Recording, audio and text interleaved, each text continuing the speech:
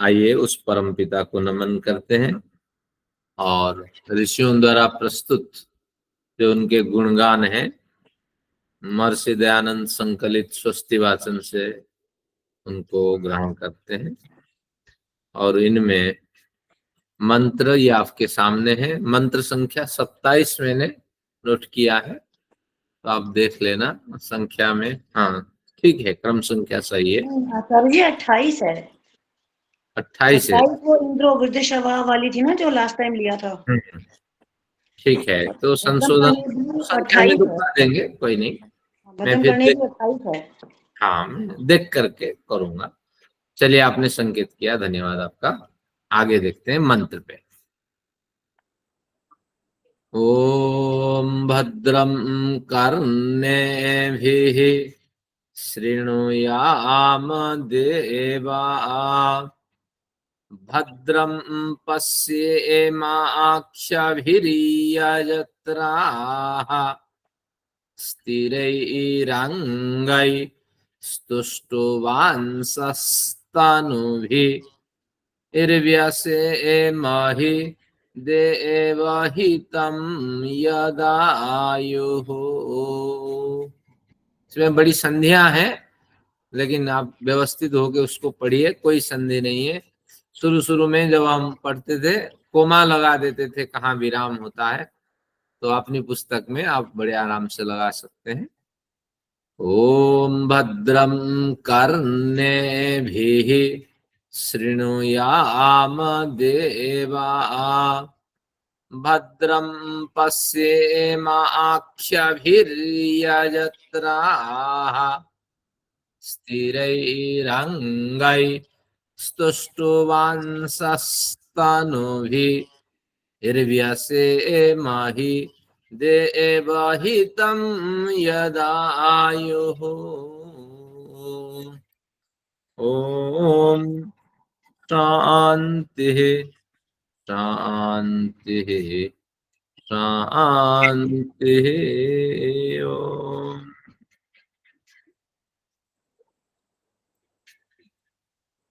चलिए अब बया साहब कहते हैं कौन सी पृष्ठ है। अब मेरे पास पुस्तक, बजाज साहब को पहले नंबर बताते हैं।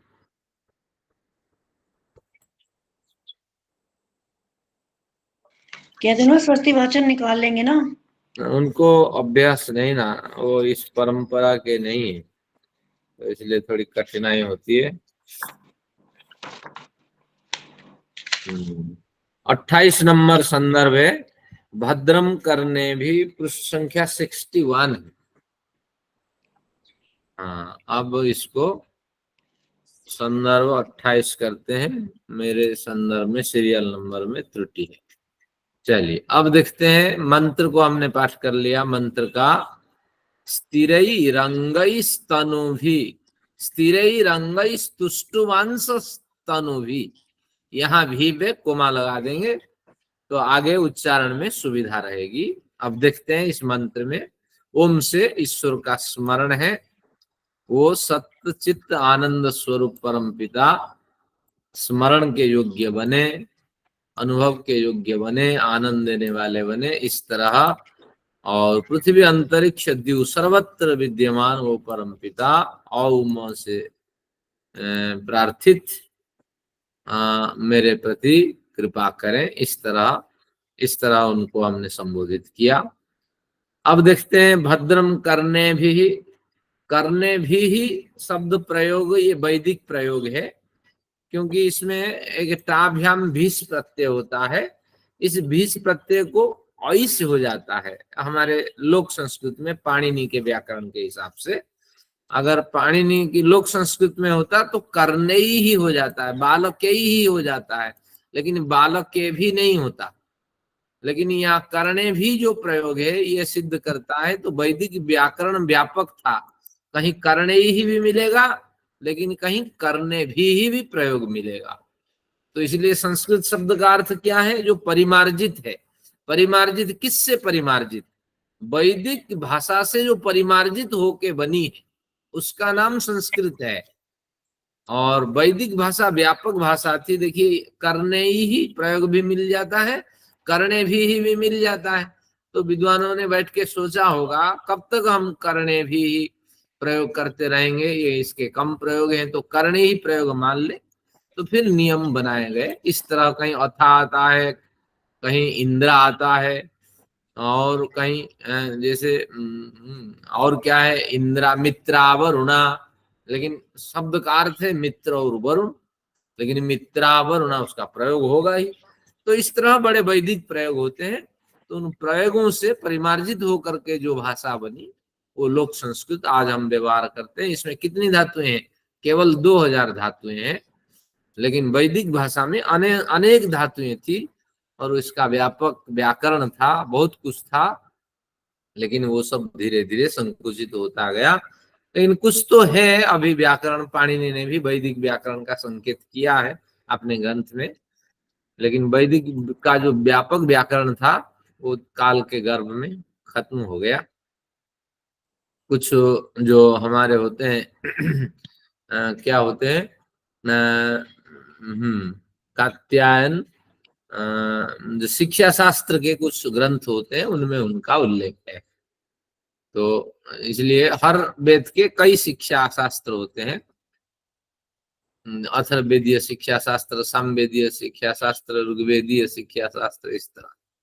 चलिए अब देखते हैं भद्रम करने भी, तो करने भी को ज्यों का त्यों रखेंगे, हानि कुछ नहीं। भीष प्रत्यय को आयुष होना था तो भीष हो गया, हानि क्या है।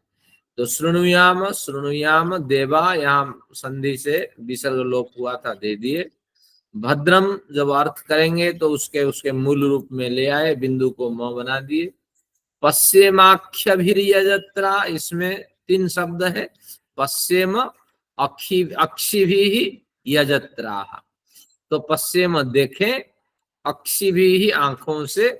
तो इस भी प्रत्यय के आगे पदपाठकार ने हाइपेन लगाया, भी का पृथक अर्थ करने के अभिप्राय से, कहीं कहीं स्वर देने के अभिप्राय से, ऊपर नीचे स्वर लगे होते हैं। तो इन कई अभिप्राय होते हैं, इस हिसाब से वो उसमें हाइपेन देते हैं। तो यहाँ इस तरह हाइपेन मिलता है, लेकिन अर्थ तो वही है, आंखों से। अक्षि भी यजत्रा, यजत्रा, ये जो रेफा था वो विसर्ग यहाँ बन गया और यजत्रा पृथक हो गया।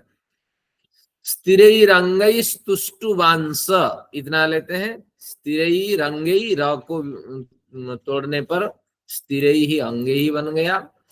तुष्टुवांस, तुस्तुवांस, इसका वास्तविक रूप तुस्तुवांस, स्तु धातु है स्तुति के अर्थ में, और तुष्टु, तुस्तुवांस द्वित्व हुआ है। स्तु धातु को जब द्वित्व हो जाता है तो पुनः पुनः स्तुति करते हुए, इस तरह इसका अर्थ होगा। तो तुष्टुवांस जो प्रयोग हुआ है उसमें कोई हानि नहीं है, लेकिन लोक संस्कृत में इसका अर्थ होता है तुस्तुवांस, पुनः पुनः स्तुति करते हुए। इस तरह इसका अर्थ हमें लगाना पड़ेगा, नहीं तो स्तुवांस से काम चल सकता था, स्तुति करते हुए। तो तुस्तुवांस शब्द का अर्थ पुनः पुनः स्तुति करते हुए। तो पौत्र पुत्रादि से संपन्न होकर आपकी पुनः पुनः स्तुति करते हुए, ये पंक्ति मेरे से छूट गई। अभी मुझे स्मरण आ रहा है कि ये मुझे लिखना चाहिए था, पुनः पुनः ये।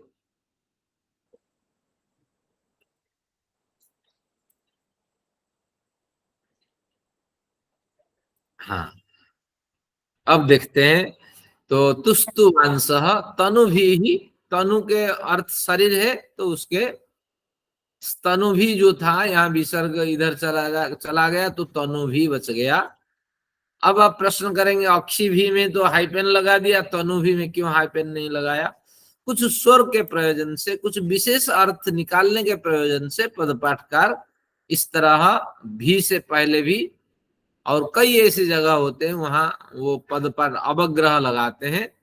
तो अवग्रह का मतलब हाइपेन है, तो उस समय के हिसाब से, तो इसलिए हम उनको संकेत करते हैं ईमानदारी के साथ। तो इसलिए यहाँ कोई विवाद का विषय नहीं है। तनु भी के बाद जो रेफा था वो विसर्ग में जब बदल गया तो हमारे पास क्या बचा? व्यसे मही, तो व्यसे मही को भी हमने तोड़ दिया। बी जमा असेमहि, हमने नहीं तोड़ा, पद पाठकार ने तोड़ के हमें संकेत किया कि ये व्यसेमहि शब्द को बी असेमहि पाठ करना चाहिए। और देवहितम में समास पद है, दो पदों को पृथक दिखा दिया। देवों के द्वारा, हितम यानी स्थापितम, जहां हित शब्द प्रयोग हो वहां पहले धी धी धा धातु का प्रयोग था, धा को ह आदेश हो गया है, होर्धा धोर हो हा हा, इस तरह सूत्र होते हैं। तो इसलिए हित वाणी का मतलब धारण करने योग्य वाणी। आपका हित का मतलब जो धारण किया जाए वही हित ना, सुनकर के हित नहीं होता। क्या बढ़िया गंभीर संस्कृत भाषा देखिए। हित वाणी का मतलब धारण करने से ही आपका हित होगा, आपका कल्याण होगा। तो धारणीय शब्द का नाम हित है। तो इसलिए देवहितम, देवों के द्वारा धारित, देवों के द्वारा स्थापित। तो इसलिए संस्कृत शब्द बड़े रोचक और गंभीर अर्थ देने वाले होते हैं। आगे, मैं तुम्हारे हित के लिए बोल रहा हूं, आप भलाई कर लेते हैं, वेलनेस अर्थ कर लेते हैं, लेकिन तुम्हारे लिए धारणीय जो विषय है उसी को मैं संकेत करता हूं, तुम इसको धारण करो, ये हित शब्द का अर्थ है। और यत आयु यदायु को हमने तोड़ दिया। तो जब मन करे इस तरह इसको तोड़े हुए पदों को आप देख लेना। अब 28 हो गया, 3 लेक्चर के बाद ये शीट में आपको भेज दूंगा, या जब भी आपकी मांग रहेगी, मेरे पास तो पड़े हैं, मैं भेज सकता हूँ। चलिए, इस तरह हमने मंत्रों को तोड़ा। अब अर्थ देखते हैं। परमेश्वर का हमने स्मरण किया। अब उस ईश्वर से हम क्या मांगते हैं? न भद्रम करने भी शृणुयाम देवा देवा देवा, हे देवो, देवो बहुवचन का प्रयोग है, हे देवो। अब देव कौन है? केवल ही परमेश्वर एक परम देव है। अगर बहुवचन में प्रयोग हुआ है तो उन्हीं ईश्वर को संबोधित है, श्रद्धा से बहुवचन हो गया है। बाकी किन्हीं देवों के पास ये सामर्थ्य नहीं है कि इतना बड़ा परिवर्तन कर सके। किन्हीं के माइक खोला है, थोड़ी समस्या आ रही है। हाँ, देख लेते हैं।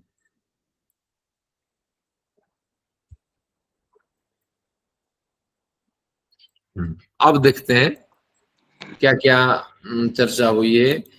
तो देवा है परम पिता, इस अभिप्राय से संबोधन में बहुवचन है, श्रद्धा से बहुवचन है, सम्मान में। करने भी भद्रम शृणुयाम, करने भी कानों से, हम कानों से भद्रम, भद्रम के कल्याण एक अर्थ है, अनुकूल एक अर्थ है, और कल्याणकारी या इन सब संदेश। तो ये यहाँ कल्याणकारी की कोई आवश्यकता नहीं। हाँ, तो इतना हम हटा देते हैं, ये अनुकूल रहेगा। भद्रम या कल्याण, इन शब्दों की आवश्यकता नहीं, कल्याण की तो बात हो गई। तो अब हुआ कि हम कानों से कल्याण या अनुकूल जो संदेश है या शब्द है उसको सुने। यहाँ श्रृणुयाम शब्द इंपेरेटिव में है। तो इस तरह इसका अर्थ हुआ, या ईश्वर से एक प्रार्थना है, अनुज्ञा है कि हम में इतनी सामर्थ्य उत्पन्न कर दीजिए, इतना उत्साह भर दीजिए कि कानों से, और हमें इतना सशक्त बना दीजिए, इतने सुंदर परिवेश में हमें ढाल दीजिए, और जहां विद्यमान हो करके हम क्या कर पाए कि कानों से भद्रम, कल्याण या अनुकूल क्या हो सकता है? आगे को ऋषि ने कुछ नहीं कहा।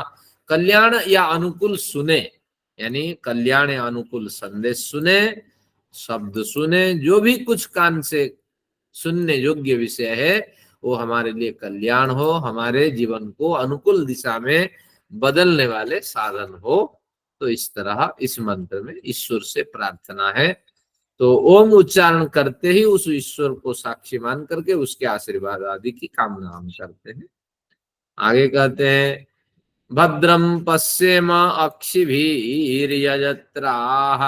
यजत्रा यहाँ संबोधन का पद है, तो इसलिए हे यजमानों की रक्षा करने वाले देवो, उन्हीं देवों का संबोधन है। यजत्रा यजमान की, यजन करने वालों का त्राण करने वाला जो है, रक्षा करने वाला जो है, तो वो परमपिता है। संबोधन में सम्मानार्थ बहुवचन में, हे परमपिता, यजमान की रक्षा करने वाले हैं देवो, हम नेत्रों से कल्याण या अनुकूल, कल्याण या अनुकूल क्या करें, ना दृश्य देखें, नेत्रों से जो देखा जाए वो दृश्य है, तो इसलिए हम यजमानों की रक्षा करने वाले हैं देवो, नेत्रों से हम कल्याण या अनुकूल दृश्य देखें। ये दोनों का अर्थ भद्र के कारण इसी तरह हुआ। आंखों से और कानों से हम अपने को व्यवस्थित बनाए। फिर आगे क्या कहते हैं, स्थिरैरङ्गैस्तुष्टुवांसस्तनुभिः, स्थिरैरङ्गैः तनुभिः तुष्टुवांसः, सुदृढ़ अंगों से, और क्या करते हैं, स्थिरैहि अंगैः, स्थिर अंगों से यानी सुदृढ़ अंगों से, तुष्टुवान तनुभिः तुष्टुवांसः। अब सुदृढ़ अंग क्या है, उसको थोड़ा खोला गया। कर चरणादि जितने हमारे छोटे छोटे अवयव हैं, जो अवयव दिखाई पड़ते हैं, सभी अवयवों से, क्योंकि कान और आंखों की बात हो जाने पर उतने से तो विषय खत्म नहीं होता है ना। बड़े बड़े बड़ी बड़ी इंद्रियां हैं हमारे पास, बड़े सारे अंग है, तो उन सभी अंगों का यहाँ ग्रहण हो गया, क्योंकि एक मंत्र में ही अपने सारे विचारों को समेटना चाहते थे। तो इसलिए उन्होंने कहा स्थिर ही अंगे, और जो कर्ण और दृष्टि के समान और जो अंग बचे, तो उन सुदृढ़ अंगों से यानी कर चरण आदि से, तनु भी, तनु शब्द का अर्थ व्यापक विस्तार, और तनु का अर्थ शरीर है, तो पहले शरीर पर का अर्थ लेंगे। तनु भी तृतीया बहुवचन है, शरीरों से, और व्यापक विस्तार अर्थ लेंगे तो पुत्र कन्याओं से हमारे वंश परंपरा विस्तृत को प्राप्त करती है हमारी, और फिर पुत्र कन्याओं से, और फिर उनके जब पौत्र और पौत्रियां बन जाती हैं, उनसे भी विस्तार को प्राप्त करती है। फिर जो कन्या है उनके जो बच्चा होता है उसको क्या कहते हैं, दौहित्र, और दौहित्रियों दोहतिन, दोहती, तो इनसे भी वंश का विस्तार होता है। तो पुत्र कन्याओं से, पौत्र पौत्रियों से, दौहित्र दौहित्रियों से संयुक्त होकर, स्थिर ही अंगे ही तनुभी, तनुभी का व्यापक अर्थ है शेष बचे सुदृढ़ अंगों के साथ और सुंदर स्वस्थ शरीर के साथ, या पुत्र कन्याओं, पुत्र पौत्र और दौहित्र आदि के साथ संयुक्त होकर, तुस्तुवांसः, आपके पुनः पुनः स्तुति करते हुए, देखिए पूरे परिवार के साथ संयुक्त होकर के आपकी पुनः पुनः स्तुति करते हुए, एक मंत्र भी आता है वेद में, अर्चत प्रार्चत विप्रा प्रिय मेधा आसो अर्चत, अर्चन्तु पुत्र का उत पुरम न धृष्णु अर्चत। कहा जैसे नगर अगर बड़ा परकुट्टा हो या बड़ा दुर्ग हो, तो दुर्ग पे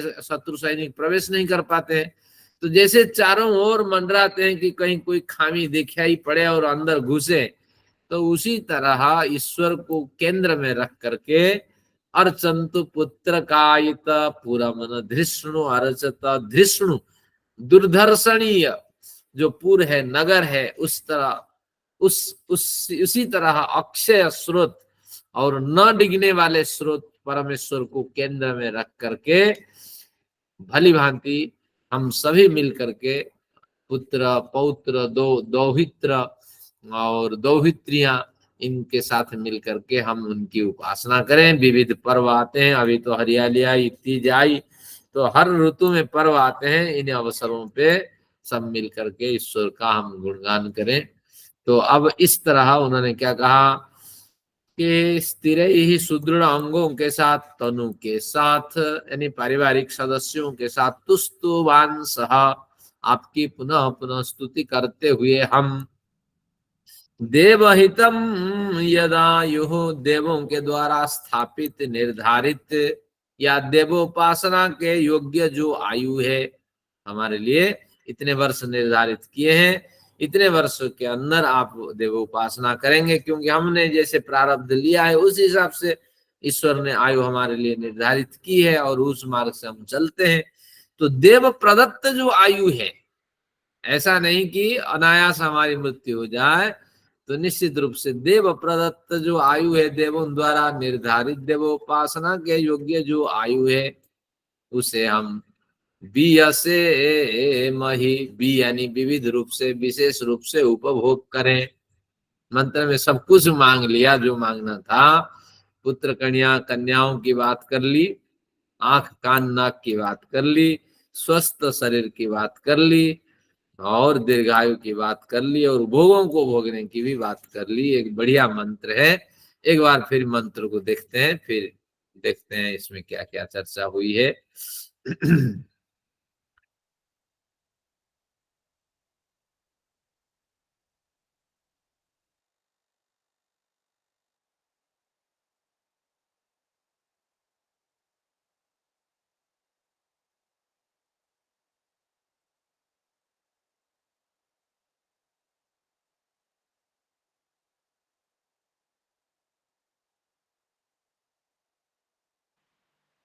क्या हुआ? आचार्य जी का लिंक लगता है टूट गया।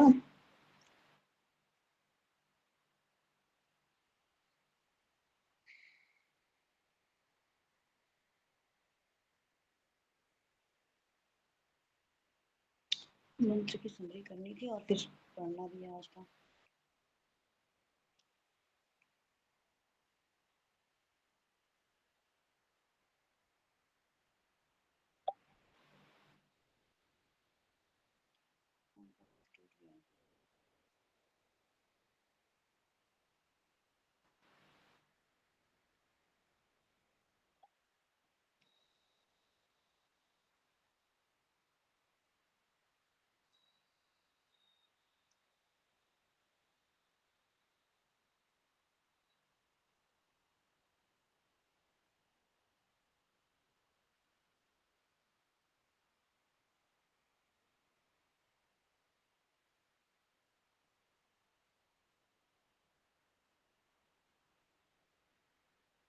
हाँ चलेगा। आचार्य जी तो यहाँ से छोड़ ही गए हैं, दोबारा ज्वाइन करेंगे मुझे लगता है।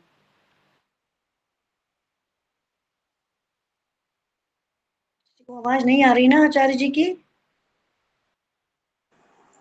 नहीं आ रही। नहीं आ रही। देख सकता है कि फोन करके देखो। आ गए आ गए आ गए आ गए आ गए आचार्य जी।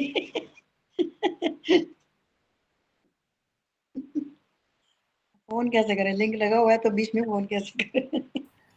ईश्वर से प्रार्थना करते हैं तो समस्याएं साथ नहीं छोड़ती हैं। तो इस तरह स्थिति है। अभी चलिए, शास्त्र भी पढ़ना है, फिर दर्शन भी।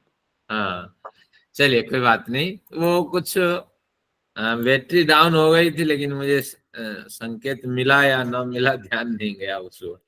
ये मेरी त्रुटि हो सकती है। हाँ, अब देखते हैं हमने क्या क्या पढ़ा इसमें, सारांश, फिर आगे पढ़ना है। तो इसमें कहा सबसे पहले, हे परमपिता, आप ही हमारे देव हो। देव यानी प्रकाशमय स्रोत हो, प्रकाश प्रदान करने वाले हो। दिव्यतीति देव। हम आपके आपके आशीर्वाद से कुछ कामनाएं पूर्ति करना चाहते हैं। तो कामनाएं हमारी ऐसी है, क्योंकि हम जिस लेवल के होंगे कामनाएं उस लेवल की होगी। बालक अगर होगा तो उसकी कामना क्या होगी? एक दो टफी से खुश हो जाएगा। थोड़ा बड़ा बजाज साहब जैसे व्यक्ति होंगे तो कहेंगे अरे बढ़िया, मुझे तनख्वाह मिलनी चाहिए। तो उस हिसाब से अपने स्तर की कामनाएं हैं। तो क्या कामनाएं हैं कि मेरे कर्ण जो है वो इतना पवित्र बने, इतना स्वस्थ बने, और उस कर्ण में आपके आशीर्वाद से मैं कल्याणकारी और अनुकूल संदेश जब तक जीवित रहूं सुन सकूं। मुझे कर्ण रूप से मुक्ति मिले और भद्र अनुकूल संदेश हमेशा मैं सुनूं। फिर कहा है यजमानों की रक्षा करने वाले, यजन करने वाले जो साधक हैं उनकी रक्षा करने वाले परमपिता, आपसे भी प्रार्थना है मेरे जो नेत्र दृष्टि है तो उसको भी आप सुदृढ़ बनाइए और उसमें उस नेत्र से मैं कल्याण और अनुकूल दृश्य देखूं। फिर कहा स्थिर ही अंग ही तुष्टवान सह तनु भी, तो स्वस्थ सुदृढ़ अंगों से, सुदृढ़ अंगों से, स्वस्थ शरीर से, या अपने जो पुत्र पौत्र दौहित्र आदि हैं उनके साथ मिल करके बार बार आपकी स्तुति करते हुए हम सब क्या करें ना, देव प्रदत्त जो आयु है, क्योंकि जाति आयु भोग हम लेके आते हैं साथ में, और जब हम लेके आते हैं वहां आयु एक निर्धारित होती है, एक छोटी सी आयु हमारे लिए निर्धारित कर दी जाती है प्रारब्ध के हिसाब से, और जो भी निर्धारित आयु है पूर्ण आयु उसको हम भोग करें और संयम से उस आयु को हम बढ़ाएं लेकिन घटाएं नहीं। यहाँ गर्भित अर्थ है देव प्रदत्त आयु को पूरी भोगें और हमारे अच्छे कर्म होंगे क्रियमाण तो आयु को हम बढ़ाएं और भली भांति बी से मही उस आयु का उपभोग करें, साथ में विविध भोगों का भी हम उपभोग करें। तो इस तरह प्रार्थना का सार इतना है। परमेश्वर की कृपा से हम स्वस्थ इंद्रियों, बलिष्ठ शरीरांगों, निरोग शरीरों तथा सदाचारी संतान संततियों से भरे हंसते खेलते परिवारजनों के साथ ईश्वर द्वारा निर्धारित पूर्ण आयु को प्राप्त कर सकें। तो एतदर्थ ये प्रार्थना है और ये बहुत उच्च कोटि की प्रार्थना है। सभी विद्वान इसका पाठ करते हैं, लेकिन इस रहस्यों से परिचित होकर के जब पाठ करेंगे तो बड़ा आनंद मिलेगा। तो एक बार हम क्यों न पाठ करें, हमारे शारीरिक स्वस्थता, पारिवारिक स्वस्थता, कल्याण की कामना क्यों न हो। एक बार इस मंत्र का पाठ करके इससे विराम लेते हैं। ओम भद्रम कर्णेभिः शृणुयाम देवा, भद्रं पश्येमाक्षभिर्यजत्राः, स्थिरैरङ्गैस्तुष्टुवांसस्तनुभिर्व्यसेमहि देवहितं यदायुः। तो इस तरह ये एक प्रकरण हमारा पूर्ण हुआ। आइए देखते हैं, न्याय दर्शन की ओर चलते हैं। अगर मैं स्वाध्याय करता अनुराधा जी का तो निश्चित रूप से आपको और बढ़िया समझा पाता, पूर्व प्रकरण को साथ सामंजस्य बैठा पाता, लेकिन मैं सुन नहीं पाया। आइए नया प्रकरण पे चलते हैं। नया प्रकरण जो है इसमें 14 नंबर सूत्र से हम चलेंगे 17 नंबर सूत्र तक। इसमें कुछ विशेष तो है नहीं, लेकिन कुछ विशेष बौद्धिक विचार तो मिलेंगे, ऐसा नहीं है कि कुछ नहीं है।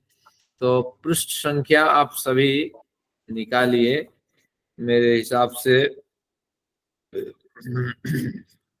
कहां तक जाएगा भैया? सब 14 नंबर से। 14 नंबर सामान्य दृष्टान्तयोर इंद्रियकत्वे, 609 नंबर पृष्ठ है मेरी पुस्तक में, और आप देख लेना। सूत्र है सामान्य दृष्टान्तयोर इंद्रियकत्वे समाने नित्यानित्य साधर्म्यात् संशय समः। सामान्य दृष्टान्तयोर इंद्रियकत्वे समाने नित्यानित्य साधर्म्यात् संशय समः। संशय समा नामक एक जाति है, तो जातियों की नंबरिंग अगर कर देता तो बढ़िया होता। देखता हूँ अगली बार से नंबरिंग के साथ लाऊंगा, क्योंकि 24 जातियां हमें मिलनी चाहिए। कितनी जातियों की चर्चा हुई है अब तक हो गई है ये पता नहीं लगता, अगली बार देखता हूँ। तो संशय समा जाति है, तो संशय समा जाति में ऐन्द्रियकत्वे, देखिए इस सूत्र में लिखा है सामान्य दृष्टान्तयोर ऐन्द्रियकत्वे। तो समाज 14वीं है। हाँ कितनी? 14वीं 14th। हाँ 14th जाति पढ़ चुके हैं यारे, बड़े आगे बढ़ गए हैं। संख्या वाली 14वीं है।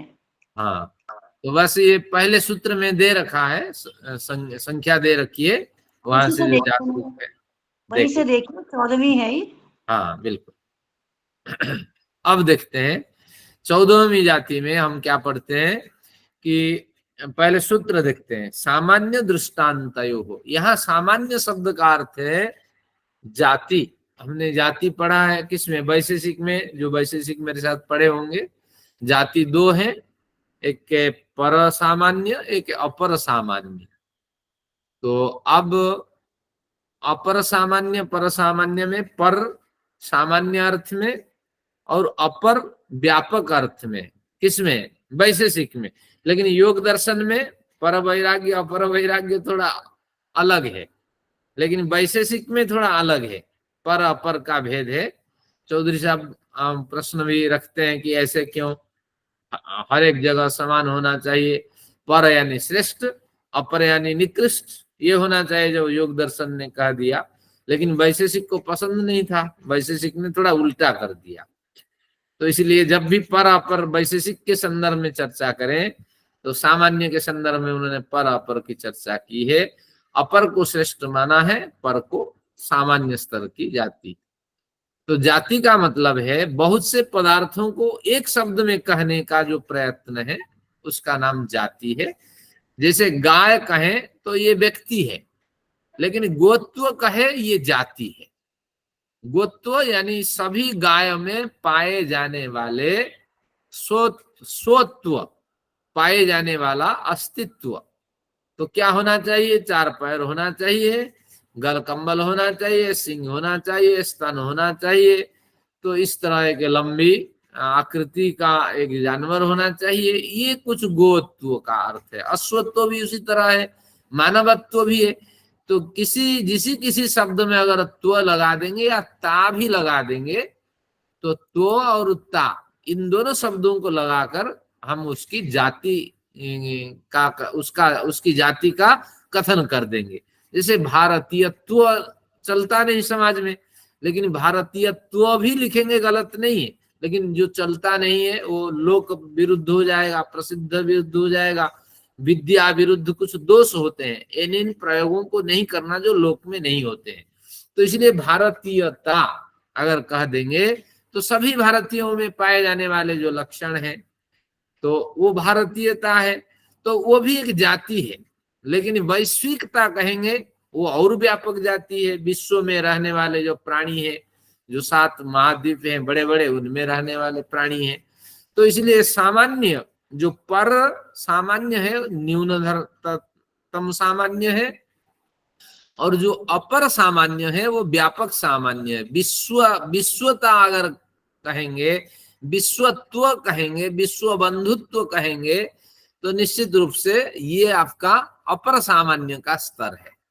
लेकिन अगर भारतीयता कहेंगे, दिल्लीत्व कहेंगे या मनुष्यत्व कहेंगे, तो या जिस प्रांत में आप रहते हैं उसी के नाम लेकर के कहेंगे, तो वो आपका सामान्य स्तर की जाति, वो आपका पर स्तर की जाति मानी जाएगी।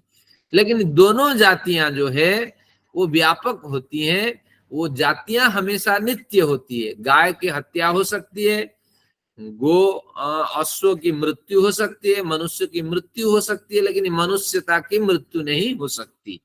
तो इसलिए जितने सामान्य हैं, जो सामान्य का जैसे कथन होगा, सामान्यम नाम जाति, सामान्य शब्द का अर्थ जाति, और वो जाति नित्य होती है। इस तरह कुछ हमारे दार्शनिक परिभाषा है, कोई गंभीर नहीं है, जिनके लिए कठिन है। इतना समझे, जाति कह करके उन्होंने यही कहा, एकम, जाति एक होती है, एक शब्द से उसका कथन होता है। लेकिन वो जाति जो है नित्यम, हमेशा नित्य होती है। शब्द क्या है, अनित्य है, लेकिन जाति नित्य है। जाति मरती नहीं है, व्यक्ति मर जाता है। तो इसलिए जाति एक होती है, यानी समवेत होकर के अनेकों को एक शब्द से कथन कर देती है। वो नित्य होती है, और नित्य होने पर भी अनेकानुगतम, जब भी उसका प्रयोग होता है। बोलिए। इतनी जातियां विलुप्त हो गई तो फिर जाति नित्य, उनकी कहाँ जाति नित्य रही? डायनासोर चला गया। ठीक है, डायनासोर चला गया, लेकिन घटा भाव, संसर्ग का अभाव हुआ है। आपने पढ़ा था, अभाव में एक संसर्ग अभाव है, घट संसर्ग से अभाव है। यहाँ अभाव है लेकिन भूतल में घट का अभाव नहीं है, तो इसलिए वो जाति अभाव नहीं है। सभी हम जैसे मानते हैं सारे ज्ञान ईश्वर से आते हैं और ईश्वर में विलीन होते हैं, तो उसी तरह वो अभी व्यवस्थित है, फिर ईश्वर की व्यवस्था के अनुरूप वो सब आएंगे। तो इसलिए जाति नित्य है। ऐसा नहीं कि एक जगह से खत्म हो गई तो हमारे लिए वो जाति अनित्य हो गई। जाति अनित्य नहीं है, डायनेश्वरत्व एक जाति रही, लेकिन वो जाति का संसर्गा भाव हुआ है, पूर्णतः अत्यंत अभाव नहीं हुआ है। फिर ईश्वर जाने कब उसको उत्पन्न करेंगे, क्या करेंगे, लेकिन सारे जो विषय है समाप्त नहीं होते हैं, प्रकृति समाप्तशील नहीं है, परिवर्तन को प्राप्त हुई है। तो इसलिए इस तरह उसको नित्य मानना है। बहुत बढ़िया प्रश्न है, इस तरह प्रश्न नहीं आता तो संदेह बना रहता। तो ठीक है, जाति एक है और वो हमेशा नित्य बनी रहती है। ईश्वर के पास नित्य है, वेद क्या है, नित्य है। तो अनेकानुगतम, अनेकों के अंदर वो प्रविष्ट अनुप्रविष्ट है, यानी अनेकों को समझाती है वो जाति। आगे उसी का नाम सामान्य है, और वही सामान्य, नाम का मतलब अर्थ, संस्कृत में नाम शब्द का अर्थ होता है अर्थ, मतलब उसी सामान्य का नाम जाति है। अब विषय में प्रवेश आपका हो जाएगा सूत्र को समझने में। सामान्य दृष्टान्तयो ऐन्द्रियकत्व, ये इतना कहना चाहता है, सूत्र पे ध्यान दीजिए कि सामान्य यानी आपकी जाति जो नित्य है, और आप जो दृष्टांत दे रहे हो ढेला, वो भी एक के सामान्य पदार्थ अनित्य पदार्थ है। तो सामान्य यानी जाति जो पदार्थ है वो नित्य है, आपका ढेला जो है अनित्य है। ऐन्द्रियकत्व, दोनों को हम एक आंखों से देख लेते हैं और दोनों को छू करके या स्पर्श करके हम अनुमान लगा लेते हैं। दोनों का ज्ञान किसी ना किसी रूप से हो जाता है, कि निश्चित रूप से 5 इंद्रियों से दोनों का किसी ना किसी रूप से ज्ञान हो जाता है, या जिन इंद्रियों से ज्ञान हो जाता है तो वो पता लगता है कि दोनों नित्य और अनित्य दोनों पदार्थों को हम इंद्रियों से देख पाते हैं। तो इंद्रियकत्व समान है, जब समान धर्म दोनों में विद्यमान है, फिर इनको नित्य और अनित्य आप कैसे मानते हैं? दोनों में समान धर्म होने से नित्य और अनित्य आपको नहीं मानना चाहिए। अनित्य किस प्रयोजन से मानते हैं? उसमें कुछ विशेषता है। नित्य किस प्रयोजन से मानते हैं? विशेषता है। दोनों को जब हम एक आंखों से देख लेते हैं तो फिर संशय ही उत्पन्न होता है कि नहीं, दोनों में से कोई नित्य होना चाहिए, कोई अनित्य होना चाहिए। तो इस तरह हरा हुआ व्यक्ति एक तर्क रखता है कि अरे अनिल अंबानी को हम देखते हैं, वो भी मनुष्यत्व में आता है, हम भी मनुष्यत्व में आता है। देखिए हमारे साथ नित्यता का संबंध है, लेकिन हम मुकेश अंबानी है, हमारा नाम अनिल अंबानी है, हम यहाँ पैदा हुए हैं, अनिल अंबानी वहां गुजरात में पैदा हुआ है। अब इसलिए दोनों में भिन्नता यही है, लेकिन दोनों तो है ही एक मनुष्यत्व में जब समता है, तो फिर ये धनी और गरीब में क्यों भिन्नता है? तो उसी तरह उटपटांग सा जवाब है, लेकिन है गंभीर जवाब। सामान्य दृष्टांतयो, सामान्य नित्य है और दृष्टांत ढेला आपका अनित्य है। इन दोनों को जब हम इंद्रियकत्व इंद्रियों से देख लेते हैं, समझ लेते हैं, तो समान है, दोनों में समान हो गया, समान स्थितियां हैं। तो नित्यानित्य धर्मात् संशय, आपके जो नित्यानित्य व्यवस्था आपकी है तो उसमें संदेह होता है कि भैया सही तरह आपने बताया नहीं, शास्त्रों में हमें भ्रम में रखा, भ्रांति में रखा। ये सूत्र का अर्थ है। अब इसको यहां से समझ लेते हैं। गोत्व अश्वत्व आदि जाति एवं घटपटादि दृष्टांत पदार्थ, ये ज्ञानेन्द्रियों द्वारा समान रूप से ज्ञान के विषय के रूप में गृहीत होने से, ज्ञानेन्द्रियों से जिस किसी रूप से गृहीत हो जाते हैं, ये होने से नित्य जाति पदार्थों और अनित्य घटादि पदार्थों में समान धर्म देखे जाने के कारण पूर्वोक्त स्थापित पक्ष शब्द नित्य है या अनित्य है, ये जो दोनों वादियों ने दो पक्ष रखा था, इस पर संशय उत्पन्न होता है। किसको हम सही माने, किसको गलत माने, किस पे वोट डालें, किस पे पुल द वोट, तो किस पे पुलिंग न करें, इस तरह संदेह बना रहता है। तो नित्य जाति पदार्थ और अनित्य घटादि पदार्थों में कोई भेद है या नहीं, या ऐसे प्रयोग हो जाता है, किसी को आप नित्य कह देते हैं, किसी को अनित्य कह देते हैं। इस प्रकार का संशय नाम संशय समा, इस प्रकार संशय का नाम है संशय समा जाति। तर्क तो बढ़िया रखा है, लेकिन समाधान कैसे आता है इसको समझते हैं। ये तर्क समझ में आ गया सबको? चलिए, जाति समझ में आ गई, और क्या चाहिए? तो जो बड़ी बातें हैं उसको तो लगा के, दोनों ही स्पर्श हैं, स्पर्श वाले हैं, और दोनों ही दृष्टिगत होते हैं। हाँ, अब पढ़ के इसको देखेंगे। अब उन्होंने सूत्र में रखा, अब भाष्यकार का यहाँ काम आया। भाष्यकार उसको थोड़ा बढ़िया समझाया। तो जानता था जानते थे भाष्यकार कि आने वाली पीढ़ी दुर्बल होगी, इस सूत्र को नहीं समझ पाएगी। तो उन्होंने बनाया, सिद्धांति का अपना पक्ष निम्नलिखित प्रकार से होता है। पहले सिद्धांति अपना पक्ष रखता है। सिद्धांत ने क्या रखा? शब्द अनित्य है। इसको सुन सुन करके हम परेशान हो चुके हैं, और प्रयत्नों के बाद उत्पन्न होने से नहीं, यहाँ हेतु थोड़ा बदल दिया। शब्द अनित्य है, क्योंकि उत्पत्ति धर्म वाला होने से यहाँ हटा दिया। प्रयत्नों के बाद उत्पन्न होने से, भेरी तुरी डंडा नगड़ा बजेगा तभी न शब्द उत्पन्न होगा, या कहीं किसी से घर्षण होगा, या कहीं संयोग होगा, या कहीं विघटन होगा, तभी न शब्द उत्पन्न होगा। तो प्रयत्नों के बाद उत्पन्न होने से जो जो पदार्थ प्रयत्नों से उत्पन्न होता है वह अनित्य होता है। और जैसे घड़ा, घट के लिए प्रयत्न करना पड़ता, तो घट के लिए क्या क्या प्रयत्न है? घट के लिए तो बड़े प्रयत्न करने पड़ते हैं। एक तो कुंभकार श्रम करता है घट के निर्माण के लिए, तो और क्या करना पड़ता है?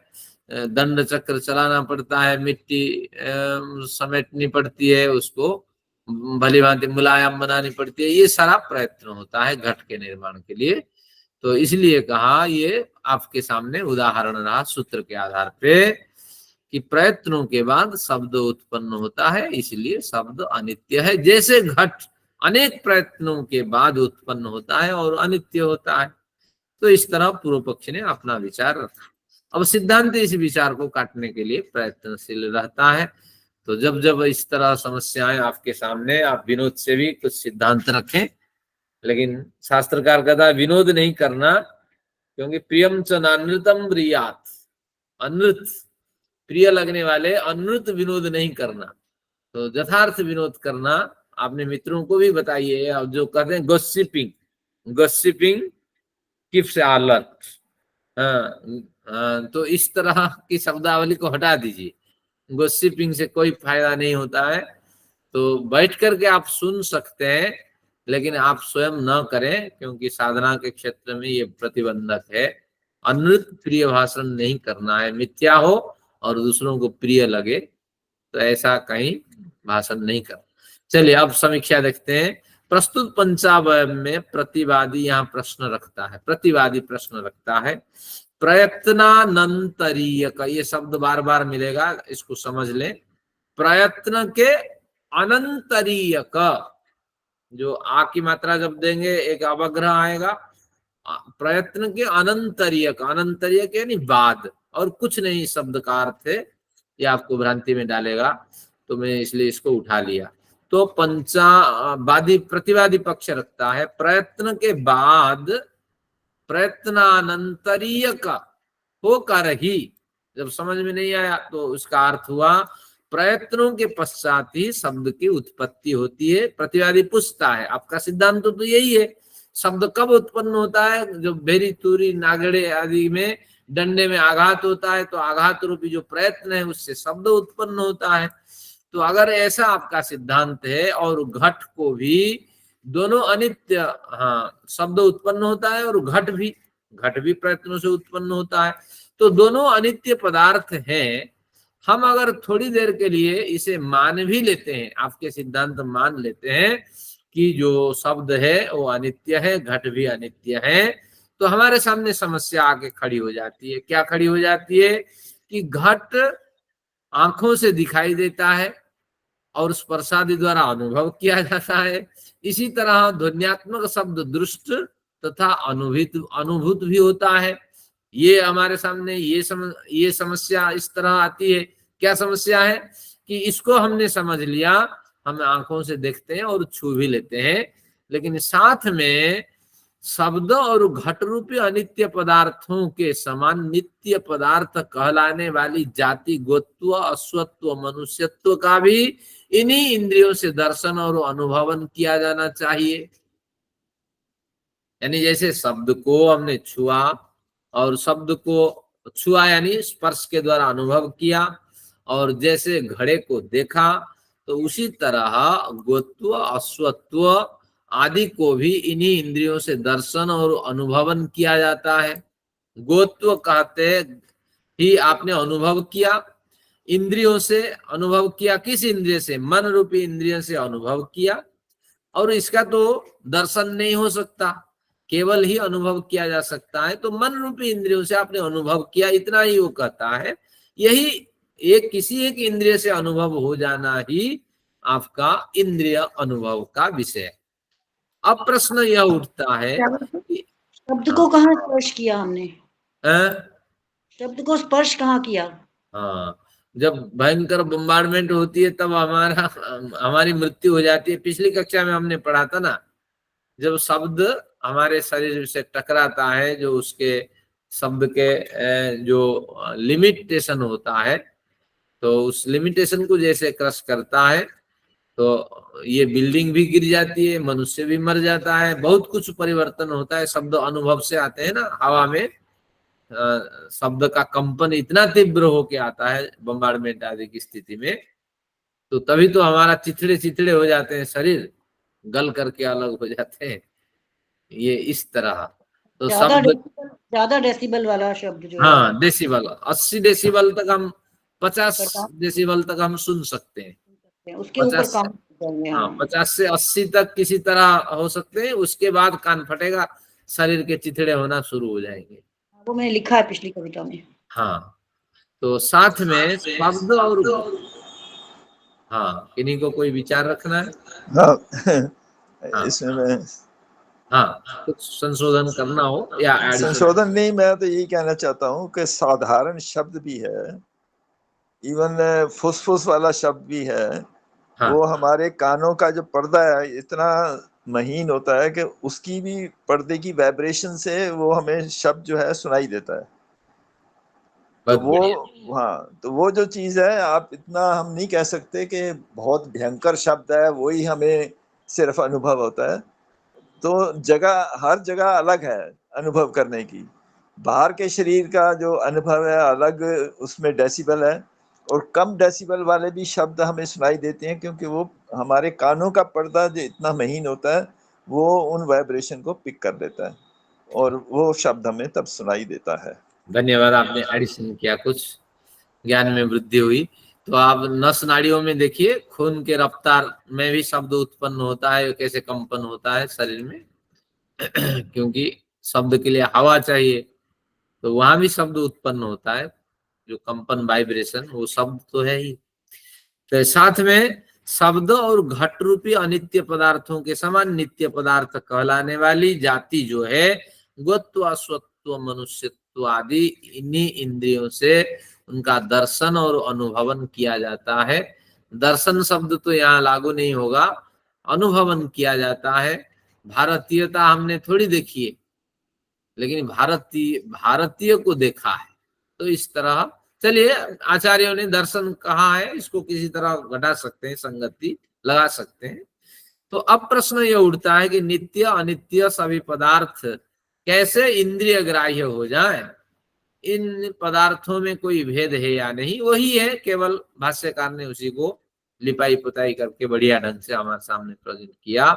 तो प्रयत्न के पश्चात उत्पन्न होने वाले घट के समान शब्द को अनित्य माने, या इंद्रिय साधन में से जाति के समान शब्द को नित्य माने। ये शब्द महत्वपूर्ण है, इनको समझने का प्रयत्न करें। प्रयत्नों के पश्चात उत्पन्न होने वाले घट, जो अब शब्द नित्य है या अनित्य, ये विषय आलोच्य विषय है। अब दो विकल्प उसके सामने, क्या सामने है कि प्रयत्नों के पश्चात उत्पन्न होने वाला जो घट है, जिसे हम अनित्य कहते हैं, तो उस हिसाब से घट रूपी उदाहरण लेकर के हम इसे अनित्य माने। क्योंकि प्रयत्नों के पश्चात ये उत्पन्न होता है। या इंद्रिय साधर्म्य से घट भी देखे जाते हैं, जाति भी देखी जाती है। तो इनके साधर्म्य से अब जो जाति साधर्म्य से जाति के समान शब्द को नित्य माने, घट को छोड़ दीजिए, जाति के समान इनको नित्य माने, या प्रयत्नों के समान उत्पन्न होने वाले घट के समान अनित्य माने। इस तरह एक संशय रखा। बात छोटी सी है लेकिन थोड़ी लंबी खिंचाई कर दी हमारी। अब यही इसी में उलझ गए, जाति को समझाने में टाइम चला गया। अब देखते हैं 5:15 में क्या कहते हैं। वैसा अगला सूत्र, संशय प्रसंगो नित्यत्वा अनभ्युपगमाच्च सामान्यस्या प्रतिषेधा। संशय प्रसंगो नित्यत्वा नभ्युपगमाच्च सामान्यस्या प्रतिषेधः। पहले अब देखते हैं ये क्या कहना चाहते हैं। यहाँ से चलते हैं फिर सूत्र को आते हैं। पहले हिंदी पढ़ते हैं। पूर्व पंचावयव में पंचावयवों के प्रतिपादन में जो साधर्म्य से संशय बताया गया था वह निरर्थक है। क्यों निरर्थक है? क्योंकि वहां विशेष विरुद्ध धर्म वैधर्म्य का भी दर्शन होता है, इतना वो कहना चाहते हैं। तो अब हाँ, ऊपर भी एक पंक्ति छूट गई। देखिए ऊपर 15 नंबर सूत्र में। हाँ, यहाँ से शुरू हो रहा है, साधर्म्यात् संशय न संशयो। बिल्कुल।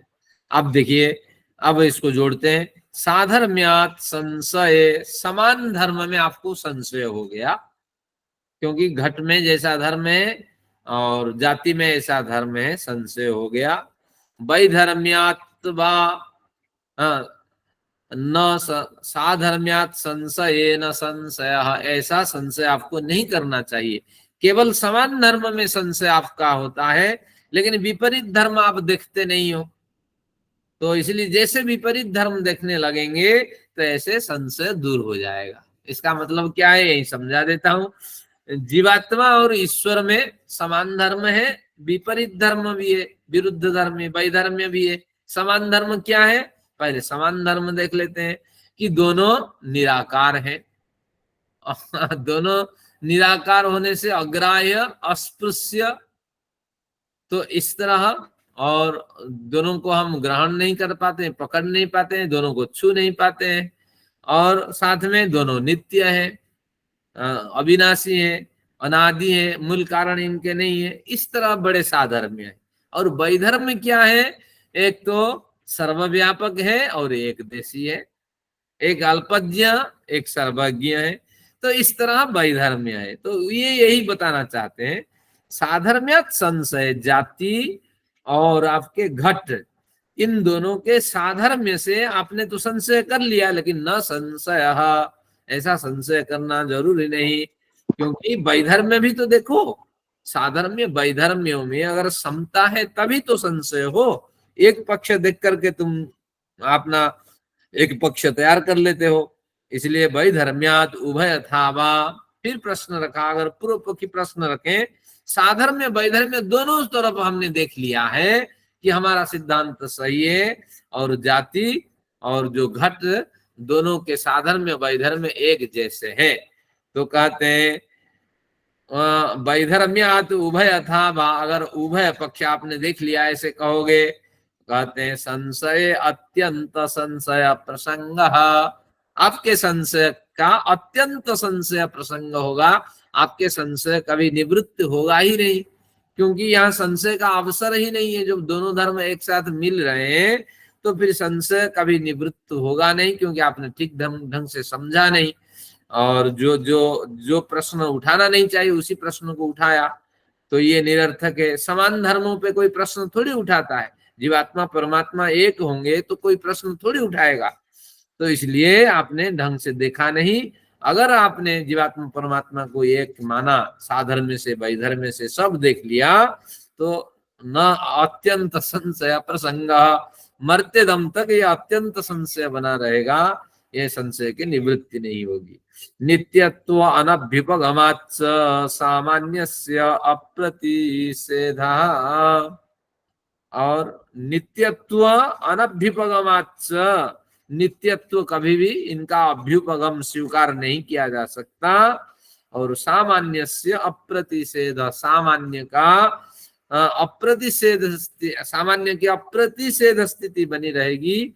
सामान्य कभी भी विनाश को प्राप्त नहीं करेगा। सामान्य जो नित्य है वो जो का त्यों बना रहेगा। शब्द का जो नित्यत्व उसको हम स्वीकार नहीं कर पाएंगे किसी भी स्थिति में। और सामान्य का अप्रतिषेध स्वरूप बना रहेगा, कभी सामान्य का स्वरूप खंडित नहीं होगा। तो इस तरह उन्होंने इस सूत्र में बताया। और भाष्यकार इसको कैसे समझाते हैं कई बिंदुओं में, इसको देखते हैं। शायद समय अधिक हो जाएगा तो बस वही 15 से आगे नहीं बढ़ेंगे। देखते हैं। तो पूर्व पहले हमने पढ़ा पूर्व पंचावय में प्रतिपादित साधर्म्य से संशय जो बताया गया था वो निरर्थक है, क्योंकि वहां विशेष विरुद्ध धर्म वैधर्म्य का भी दर्शन होता है। ये पहला ऊपर सूत्र का अर्थ है। और फिर आगे इसको शायद उदयवीर ने कई तरह सूत्र बनाया, कई टुकड़े में इसको बनाया शायद उदयवीर ने। मेरी पुस्तक में सभी को एक में दे दिया। चलिए, एक ही है उदयवीर में सूत्र, पूरा एक ही है। ये एक ही है, 15वां एक ही है पूरा। हाँ जी। हाँ, तो फिर मुझे कहीं भ्रांति हो सकती है। देखते हैं। पूरा नहीं है, पूरा एक है 15वां। या 2-3 टीकाओं में किसी एक दूसरी टीका को मैंने ले ली। चलिए, विषय को तो समझना है। चलिए, अब प्रश्न यहाँ तक हो गया, पहली पंक्ति कि यहाँ इसके वैधर्म्य को भी देखना चाहिए था, ये कहते हैं। उदाहरण देते हैं भाष्यकार, स्थाणु और पुरुष दोनों में से किसी एक के विशेष धर्म तो वहां विशेष धर्म की समीक्षा करने पर, विशेष धर्म तो वहां समीक्षा करने पर दिखाई पड़ेगा। जब जैसे समीक्षा करेंगे, स्थाणु यानी ठूंठ का वृक्ष और पुरुष दोनों में से किसी का तो एक विशेष धर्म दिखाई पड़ेगा। भाष्यकार का वचन देखिए क्या है, यथा हस्त पाद आवाज आदि से युक्त यह मानव है, यह मानव का विशेष लक्षण है। और ठूंठ थोड़ी हाथ फैलाएगा, पैर फैलाएगा, आवाज थोड़ी देगा। जब ये विशेष लक्षण हो जाएगा, लेकिन जहां तक बराबर दोनों में था वहां तक संशय था। जैसे आवाज निकाली, हाथ पैर फैलाया, मदद की मांग की, तब बस पता लग गया ये ठूंठ नहीं है, ये मनुष्य, ये उसका विशेष लक्षण है जो हमें स्थाणु से पृथक करेगा। ऐसे में संशय समा जाति का अवसर नहीं है। तो आपने जो आरोप लगाया हमारे विचार पर कि जो नित्य पदार्थ और अनित्य पदार्थ दोनों नेत्रों से देखे जाते हैं, या मन से एक देखा जाता है, एक नेत्र से देखा जाता है, ज्ञान का विषय बनता है, ये जो आरोप लगाया उस हिसाब से जो जाति का निर्धारण किया वो गलत है। इस तरह आरोप न लगाएं, क्योंकि विशेष धर्म भी देख लिया करें। इस तरह थोड़ा ज्ञान में हमारा वर्धन हुआ। आगे देखते हैं। अगर पूर्व दर्शन का है ना कि सामान्य धर्म है, उसमें संशय हो सकता है, लेकिन जब उसमें विशेष धर्म की अपेक्षा रहती है, पढ़ चुके हैं, जब विशेष धर्म हो जाता है तब संशय की निवृत्ति हो जाती है। हाँ, तो इसलिए सामान्य विशेष दोनों हमें ढूंढते रहना चाहिए। अगर पूर्व पक्षी यह कहे कि समान धर्म और विरुद्ध धर्म दोनों की विद्यमानता रहने से संशय होता है, जैसे सूत्र में कहा कि उभय अथावा, अगर वो दोनों माने, ये दोनों धर्म हमने देख लिया, तो ऐसा कहना मेरा अभिप्राय था, इस तरह अगर पूर्व पक्षी कहे तो अत्यंत अत्यंत संशय प्रसंग उपस्थित होगा, यानी संशय की कभी भी निवृत्ति नहीं होगी। क्योंकि संशय बना रहेगा, तुम्हें समझ ही नहीं है, क्योंकि जहां संशय नहीं करना चाहिए वहां संशय कर रहे हो। तो ये निरर्थक उदाहरण यहाँ नहीं देना चाहिए, और आपको हमेशा संशय बना रहेगा जब तक ज्ञान नहीं होता, ये कहना चाहिए। आगे तीसरा बिंदु लीजिए, क्या कहा, न नित्यत्व अनभ्युपगमाच्च सामान्यस्य अप्रतिषेधः। क्या कहना चाहते हैं, हम शब्द को केवल नित्य नहीं मानते हैं, अपितु जाति और इंद्रिय ग्राह्यता रूपी धर्मों के कारण उसे नित्य मानते हैं। पूर्व पक्षी अगर इस तरह प्रश्न रखें कि देखिए शब्द को जाति और इंद्रिय ग्राह्यता धर्म के कारण नित्य मानते हैं। जाति नित्य है और वो नित्य जाति इंद्रियों के द्वारा गृहीत हो जाती है और प्रयत्नों के अनंतर उत्पन्न होने से उसे विशेष साधर्म्य वाला अनित्य पदार्थ भी मानते हैं। किसको? और पूर्व पक्षी द्वारा ऐसा कहा जाए, मैं भी नहीं समझा। हम शब्द को केवल नित्य नहीं मानते, शब्द की बात चल रही है। शब्द को हम नित्य नहीं मानते हैं क्योंकि वो इंद्रिय ग्राह्यता और जाति रूपी धर्म से युक्त होने से नित्य स्वरूप वाला है और प्रयत्नों के अनंतर उत्पन्न होने से अनित्य स्वरूप वाला है। इस तरह अगर पूर्व पक्षी कहे कि इस तरह हमारा अभिप्राय है, जरूर नहीं कि शब्द में दोनों धर्म, न ऊपर तो कहा था दोनों धर्म हमने देख लिया, विशेष और सामान्य। यहाँ कहता है कुछ हद तक इसमें सामान्य धर्म दिखाई पड़ता है, कुछ हद तक इसमें विशेष धर्म दिखाई पड़ता है। तो इस तरह यानी शब्द में इंद्रिय ग्राह्यता भी है और साथ में प्रयत्न आनंतर्य भी है, प्रयत्नों के पश्चात उत्पन्न होता है। ये कुछ विलक्षण धर्म दिखाई पड़ते हैं, भले ही सामान्य विशेष धर्म न हो।